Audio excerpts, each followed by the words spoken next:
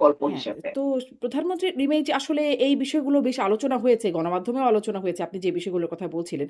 কিন্তু মানে এই পরিবর্তনটা বা এই ইমেজটা পোর্ট্রে করবার প্রয়োজনীয়তা কেন হলো? কারণ যে এটা প্রধানমন্ত্রীর ইমেজ পুনরুদ্ধারের কর্মসূচি হয়েছে ৬ মাসে। কারণ প্রধানমন্ত্রী নিজেও জানেন যে বাংলাদেশে আ একটা সিরিয়াস ইমেজ ক্রাইসিস এই প্রধানমন্ত্রীর ছিল। সুতরাং ৳১০০ লাঞ্চ এটাকে বারবার হাইলাইট করা হয়েছে।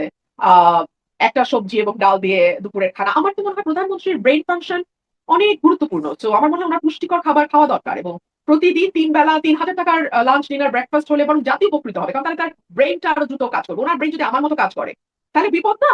আমি ৳৫০ লাঞ্চ খাইতে পারি। কারণ আমার ব্রেইনের তো কোনো দাম নাই। কিন্তু উনি তো প্রধানমন্ত্রী। উনার লাগে ৫,০০০, ৫,০০০, ৫,০০০, ৳১৫,০০০ খাক। তবুও ব্রেইনটা বেটার কাজ করবে। আর তারপরে যেমন ধরুন সস্তা শার্ট, সাদা শার্ট এটা একটা ইমেজ। মানে এগুলো মানুষ কিভাবে নিচ্ছে না নিচ্ছে ওটা তো আসলে আশপাশে যারা থাকে তাদেরও একটা মেধার লেভেলের ব্যাপার আছে। হ্যাঁ? উনারা উনাদের বুদ্ধি মতন ইমেজ পুনরুদ্ধারে কাজ করছেন। কিন্তু এটা তো উনাদের বুদ্ধি মতন। সো এটা আসলে